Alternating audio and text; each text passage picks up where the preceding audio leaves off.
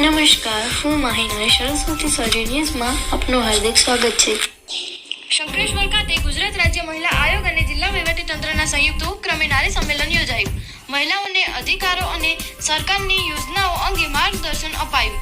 ગુજરાત રાજ્ય મહિલા આયોગ અને જિલ્લા વહીવટીતંત્ર પાટણના સંયુક્ત ઉપક્રમે તથા પ્રોગ્રામ ઓફિસર શ્રી જિલ્લા પંચાયત પાટણના માર્ગદર્શન હેઠળ આજ રોજ જિલ્લા પંચાયત પાટણના મહિલા અને બાળ વિકાસ સમિતિના ચેરમેન શ્રી ભારતીબેન ચૌધરીના અધ્યક્ષસ્થાને શંકરેશ્વર તાલુકામાં નારી સંમેલન કાર્યક્રમ યોજાયો હતો. કાર્યક્રમની શરૂઆત મહેમાનોના હસ્તે દીપ પ્રાગટ્ય સાથે કરવામાં આવી હતી. આંગણવાડીના નાના બાળકો દ્વારા સ્વાગત ગીત અને અભિનય ગીતની રજૂઆત કરી મહેમાનોના દિલ જીતી લીધા હતા.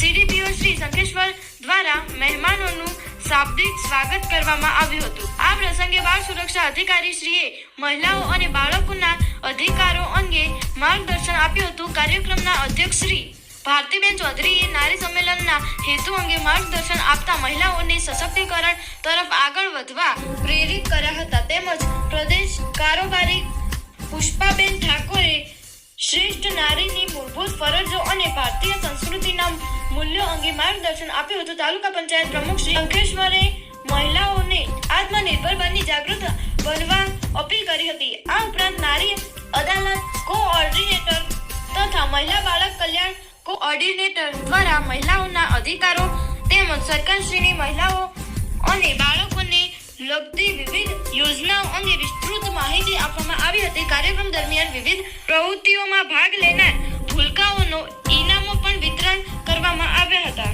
કાર્યક્રમના અંતે પાપા પગલી શંકરેશ્વર દ્વારા આભાર વિધિ કરવામાં આવી હતી. આ કાર્યક્રમમાં શંકરેશ્વર તાલુકાના વિવિધ ગામોમાંથી મોટી સંખ્યામાં બહેનો હાજર રહી કાર્યક્રમને સફળ બનાવ્યો હતો. આ પ્રસંગે જિલ્લા પંચાયત પાટણના આરોગ્ય સમિતિના ચેરમેન શ્રી, તાલુકા પંચાયત પ્રમુખ શ્રી, શંકરેશ્વર બાળક સુરક્ષા અધિકારી શ્રી, તાલુકા સામાજિક ન્યાય સમિતિના ચેરમેન શ્રી, તાલુકા સદસ્યશ્રીઓ, સામાજિક કાર્યકરો, નારી અદાલત કોઓર્ડિનેટર, મહિલા બાળ કલ્યાણ કોઓર્ડિનેટર સહિતના આગેવાનો ઉપસ્થિત રહ્યા હતા.